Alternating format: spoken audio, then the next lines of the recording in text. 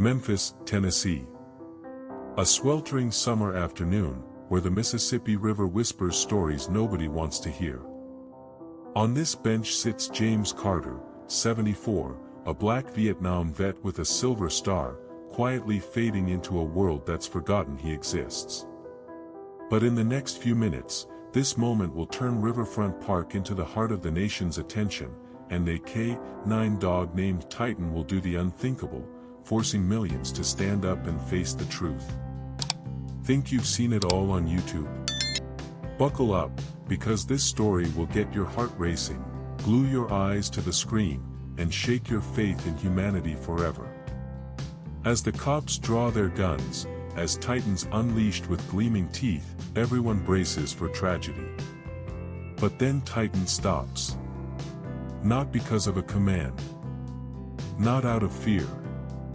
But because of a secret from the past, a bond stronger than any order.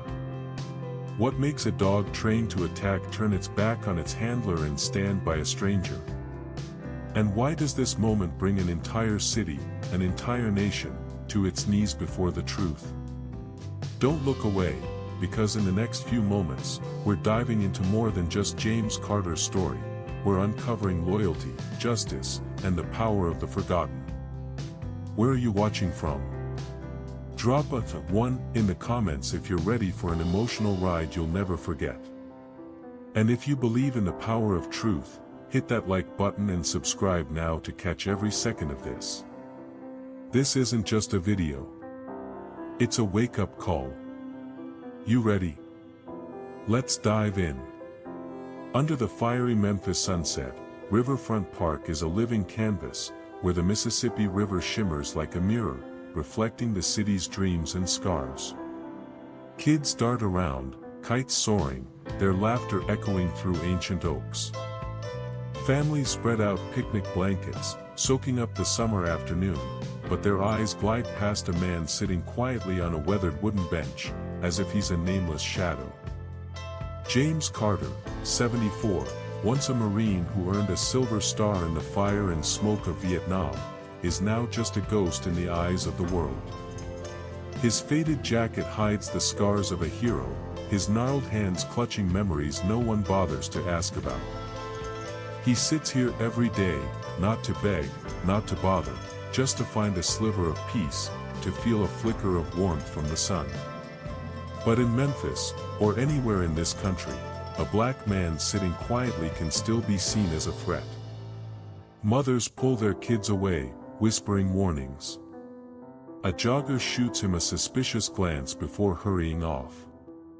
James doesn't flinch, his weary eyes fixed on the distance, as if he's long made peace with being pushed to the margins. He doesn't seek attention, but attention always finds him, in the worst way. Amid the sweet summer air, a sound slices through, the crackle of a police radio.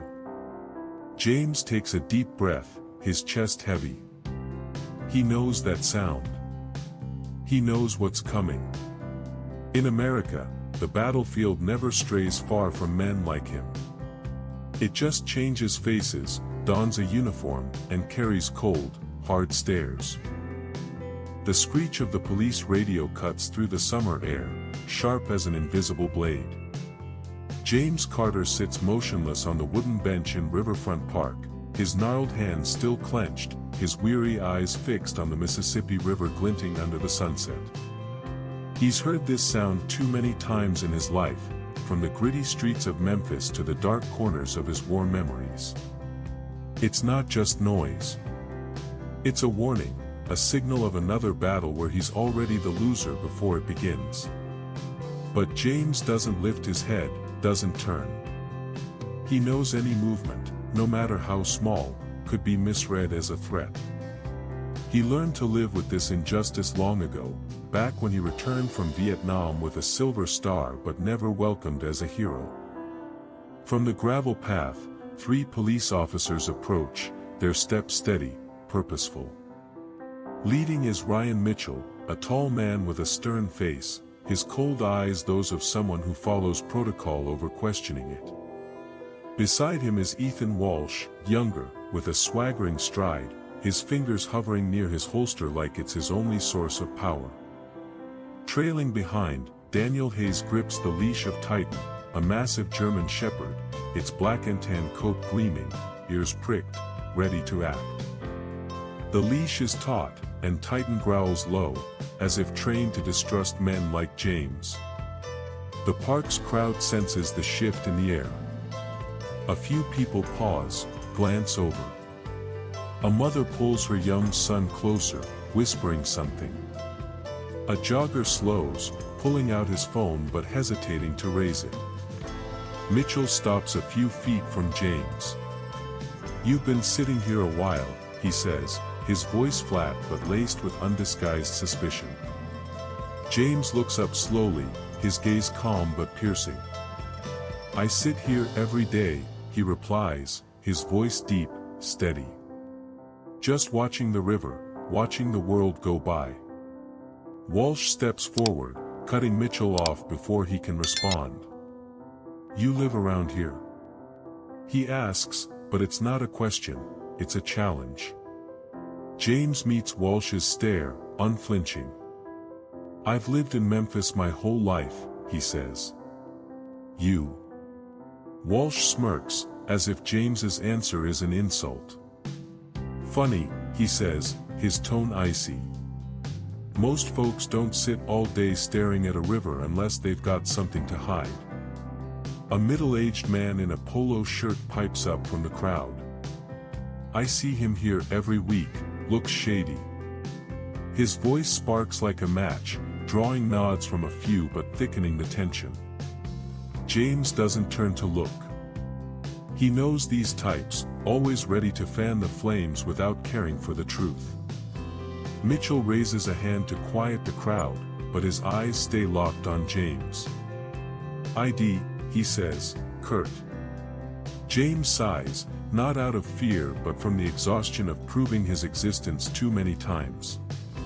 He slowly reaches into his jacket, pulling out a worn leather wallet, revealing a veteran's ID, the words U.S. Marine and Vietnam veteran, faded but clear. He hands it to Mitchell. Walsh snatches it before Mitchell can look, glancing at it before tossing out a sneer. "This?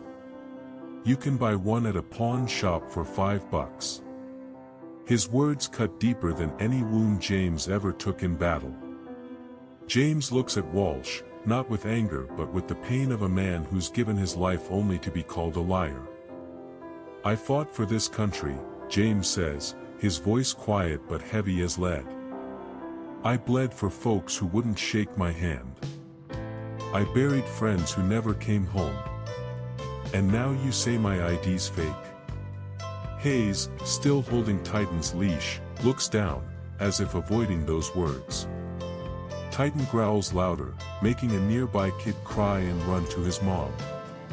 The crowd murmurs, some raising phones, filming from a distance. Mitchell hands the ID back to James, but Walsh doesn't let up. "If you're not doing anything wrong, why read people uncomfortable?" He steps closer, his shadow looming over the bench. James sits up straighter, not out of fear but because he knows his dignity's on trial. "I'm not making anyone uncomfortable," he says. "I just want peace. But peace seems like something I'm not allowed to have, huh?"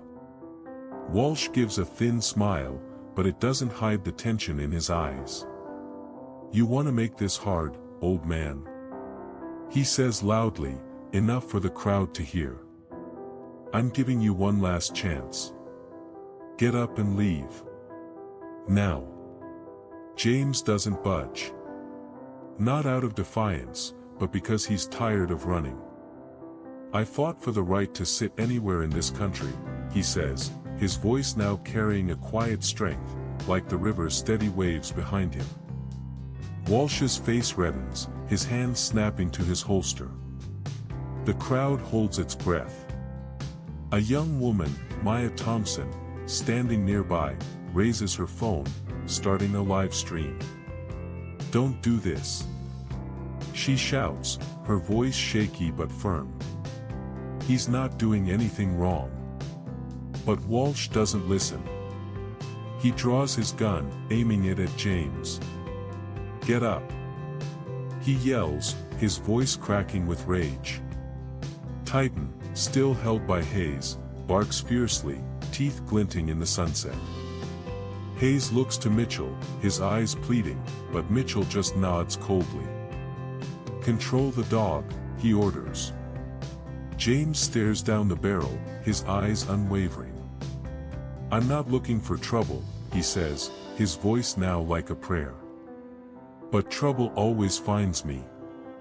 The crowd stirs, some shouting for the cops to stop, but their voices are drowned by Titan's frenzied barks. Hayes, pale and trembling, grips the leash, but the pressure from Walsh and Mitchell shakes him. "Do it!" Walsh shouts, his eyes gleaming like a predator's. "Check him." James takes a deep breath, his hands opening, not in surrender but as if embracing the world watching him. And then, in the moment when everything seems about to shatter, Hayes lets go of the leash. Titan charges, a blur of muscle and fangs, straight toward James Carter. Titan charges, a whirlwind of muscle and fangs, his blazing eyes locked on James Carter. The crowd at Riverfront Park holds its breath, a mother's scream piercing the air, mingling with a child's cries. Maya Thompson, the young woman live streaming, trembles but keeps her phone trained on James, her voice breaking amid the flood of comments scrolling across her screen. The Mississippi River seems to pause, the fiery sunset frozen, as if the whole world awaits a tragedy. James, kneeling on the grass, arms outstretched, doesn't flinch. He doesn't run, doesn't cower. His eyes, which have stared down death in Vietnam, meet Titan's, not with fear but with a strange tenderness, as if calling out to an old friend. 5 steps. 3 steps. 1 step.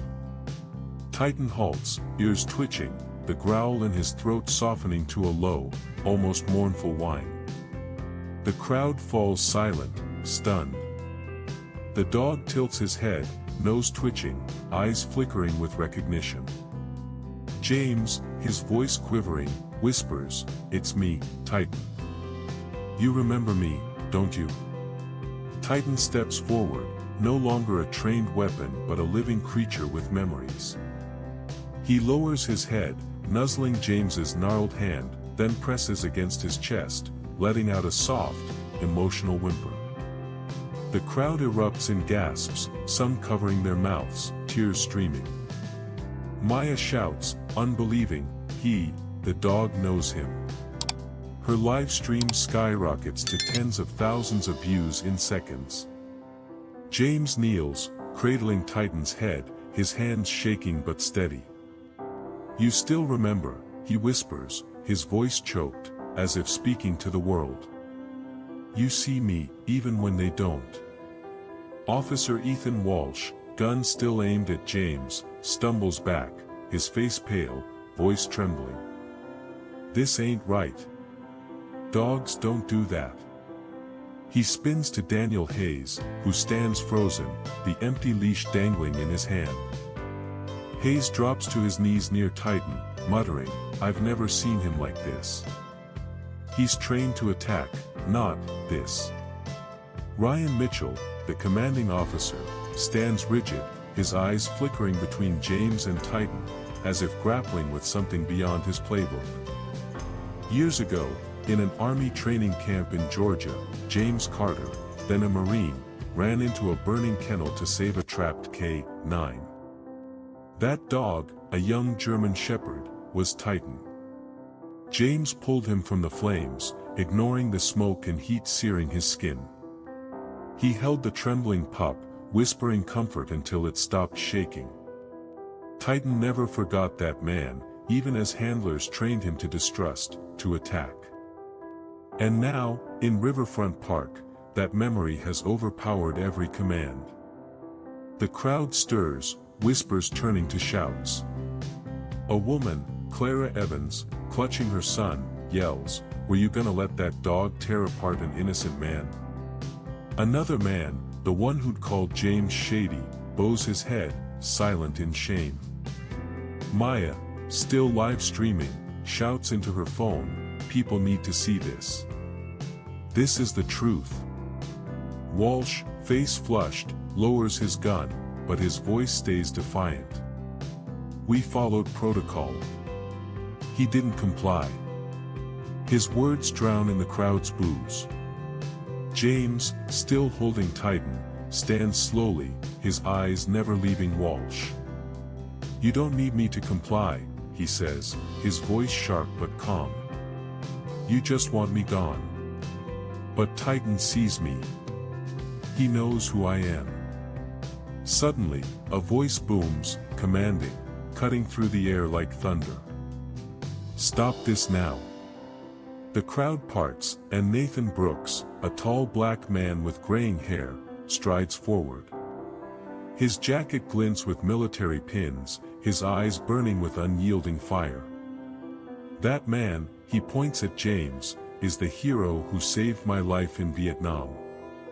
Under fire in Da Nang, when my leg was shattered, when my squad left me behind, James Carter carried me 2 miles through hell, with 2 bullets in his back and a broken rib, just so I could live." The crowd falls silent, then explodes in applause and angry shouts. Clara, tears streaming, yells, "You dared point a gun at a hero?" A teen beside Maya raises his phone, shouting, "The whole world's watching." Maya's live stream hits hundreds of thousands of views, comments flooding with outrage and all. Nathan steps beside James, resting a hand on his shoulder, his gaze sweeping over the 3 officers. "You don't see a man," he says, his voice trembling with anger and pain. "You see his skin, and you decide he's a threat. You draw guns, unleash dogs, because he dared to sit here, dared to exist." Walsh opens his mouth to argue, but his voice falters.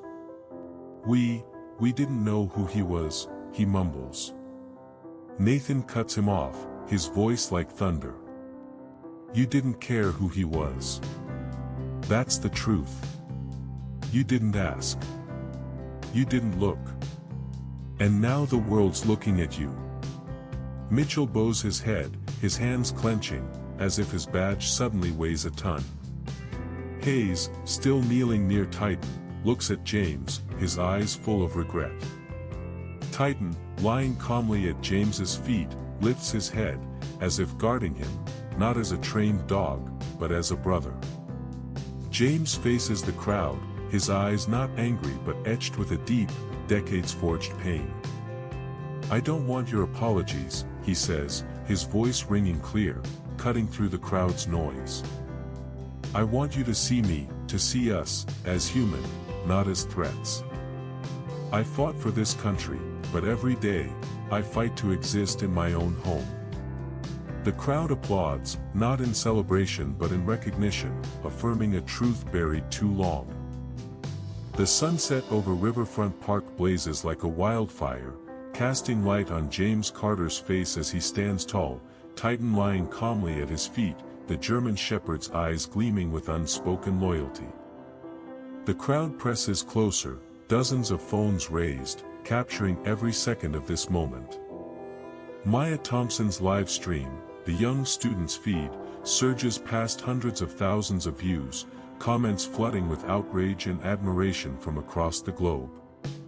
Officer Ethan Walsh, his hands still trembling after lowering his gun, stands frozen, his face pale, as if the confidence he once had crumbled with the truth Nathan Brooks laid bare. Ryan Mitchell, the lead officer, bows his head, hands clenched, eyes dodging James. Only Daniel Hayes, who released Titan's leash, kneels near the dog, looking at James with regret he can't hide. James stares straight at Walsh, his voice low but sharp, honed by decades of endurance. "You pointed a gun at me, unleashed a dog, not because I did anything wrong," he says, "but because you saw my skin before you saw my humanity. I fought in Vietnam, carried scars you'll never understand. I saved lives, buried friends, and came home only to be treated like a stranger in my own country. The crowd falls silent, James's words like stones dropped into a still lake, rippling with awakening. Clara Evans, the single mom standing nearby, clutches her son, tears streaming down her face. She steps forward, leading her boy, who shyly offers James a green woven bracelet. "I made this at school," the kid says, his voice small but clear. "I want you to have it, 'cause you're a hero." James takes the bracelet, his hands trembling, not from age, but from the weight of recognition he's rarely received. "Thank you," he whispers, his eyes shining, as if a piece of his heart has been mended. He turns back to Walsh, his voice now stronger, echoing through the crowd. "I don't want you to feel guilty," he says. "I want you to change. I want you to look into the eyes of someone like me and see a person, not a threat. I want you to teach other officers to do the same." The crowd erupts in applause, not to celebrate but to affirm, to prove James's words aren't just for these 3 officers but for a system that's failed too long. Hayes stands, his eyes fixed on James, his voice breaking. "Titan saw you," he says, almost a whisper. "He saw what I didn't. I'm sorry, Mr. Carter. I was wrong to let go of the leash." James looks at Hayes, not with instant forgiveness but with a slow nod. "You're right," he says. "Titan's got a heart. The question is, do you?" Mitchell, speaking for the first time since Nathan appeared, steps forward, his voice shaky, almost childlike in its fragile sincerity. "Mr. Carter, we failed, not just as cops, but as people. I let my silence speak for me." James meets his gaze, his eyes neither softening nor harsh. "Don't let that silence keep talking," he says. "Don't let it hurt anyone else." The crowd chants, voices blending into a wave of anger and hope. "No more excuses." A man shouts, "Justice for Carter." A young woman adds. Maya's live stream soars to millions of views, with comments from around the world demanding action. A teen nearby yells, "We got it all on video. You can't hide." The man who called James shady slinks into the shadows, his face lowered, as if the truth has crushed his biases. Then, from a distance, car horns blare, not police sirens, but vehicles from across Memphis, converging on the park like a river of people. Word of the incident has spread, and folks from nearby neighborhoods to downtown are gathering to witness, to demand change. Mayor Laura Bennett arrives, stepping out of a car, her coat billowing in the evening breeze. She pushes through the police line trying to maintain order, her face taut, eyes glinting with resolve and pain. "Mr. Carter," she says, her voice catching as she stands before James. "What happened today is unacceptable. I'm sorry, from the bottom of my heart, for what you've been through." James looks at her, his gaze steady. "Don't apologize to me," he says. "Apologize to the people who don't have a Titan to save them. Apologize to the people who don't have this crowd to protect them." The crowd roars with applause, the sound like thunder rolling across the river. Bennett nods, her hands clasped tight. "You're right," she says. "Apologies aren't enough.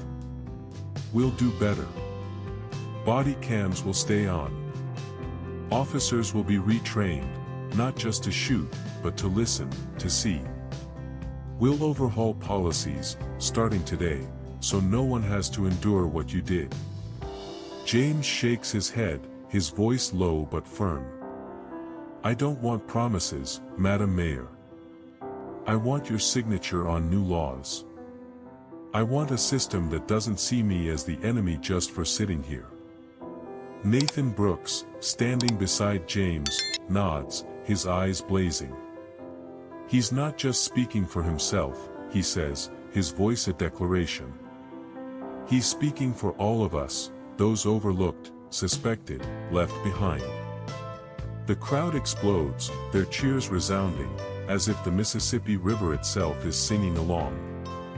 James looks around, his eyes lingering on Clara, the boy with the bracelet, Maya with her phone still recording, and the hundreds of faces no longer strangers.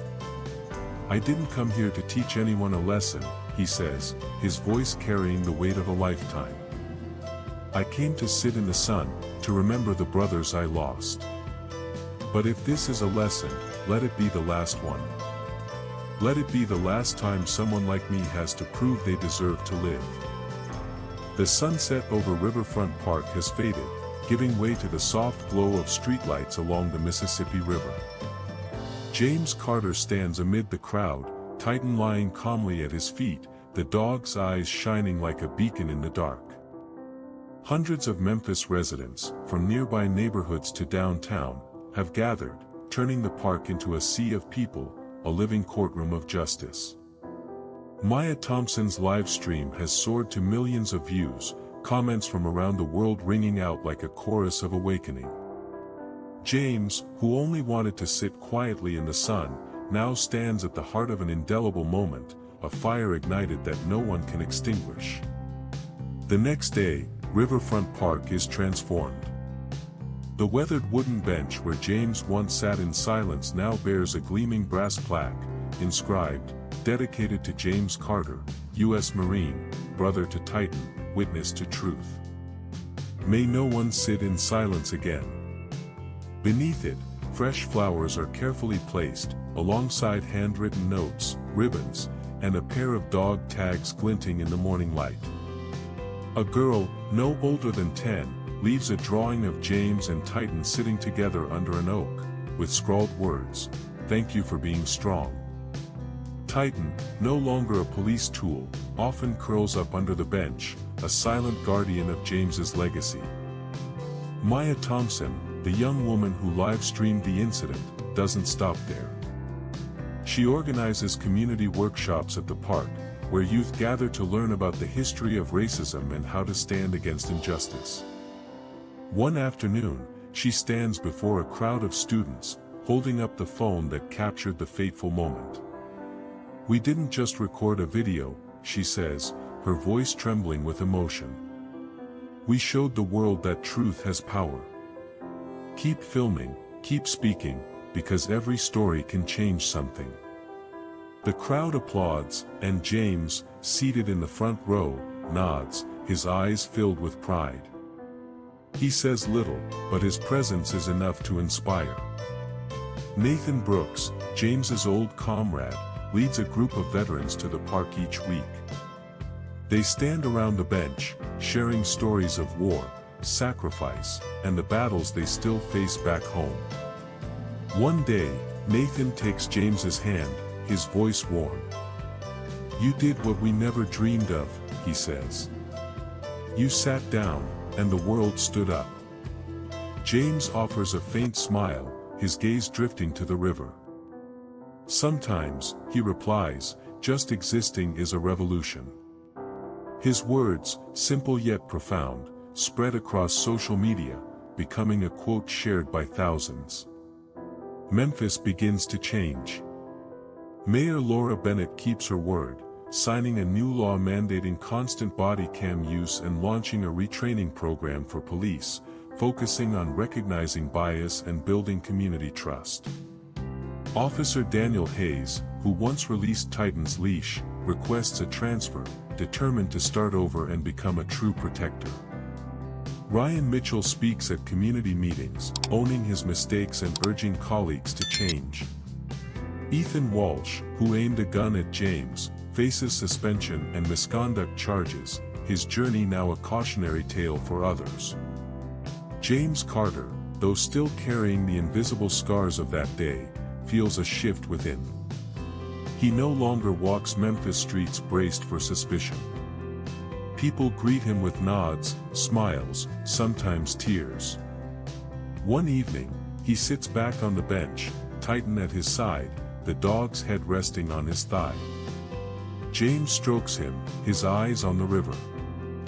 "I didn't think I'd live to see this day," he whispers. "But if this is my legacy, I can go in peace." Titan lifts his head, as if understanding, and lets out a soft whine, a sound of companionship that never fades. James's story doesn't end in Memphis. It sweeps across America, a symbol for the forgotten, those fighting to be seen. Schools use Maya's video in ethics classes, teaching students about courage and justice. James inspires seniors, veterans, and anyone who's ever felt invisible. He didn't seek the spotlight, but the spotlight found him, illuminating a truth the world can't ignore. What do we learn from James Carter? That dignity can't be erased by time or prejudice. That a small act, like sitting down, can shake a system. That all of us, wherever we are, have the power to stand up against injustice. You don't need to be a hero. You just need to be you, with the courage to speak the truth. You're watching this story, and now it's your turn to act. Go out, look at the people around you, those who might be overlooked, and tell them they're seen. Post a story, write a comment, start a conversation. Every small act is part of the revolution James sparked. Drop a 9 in the comments if James's story makes you want to change something. Hit like if you believe truth has power. And subscribe to catch more stories like this, tales of ordinary people doing extraordinary things. Next time, we'll share another story of a forgotten hero who broke every barrier. Thank you for being here, witnessing this moment with us. Keep James's fire burning, and never let silence win.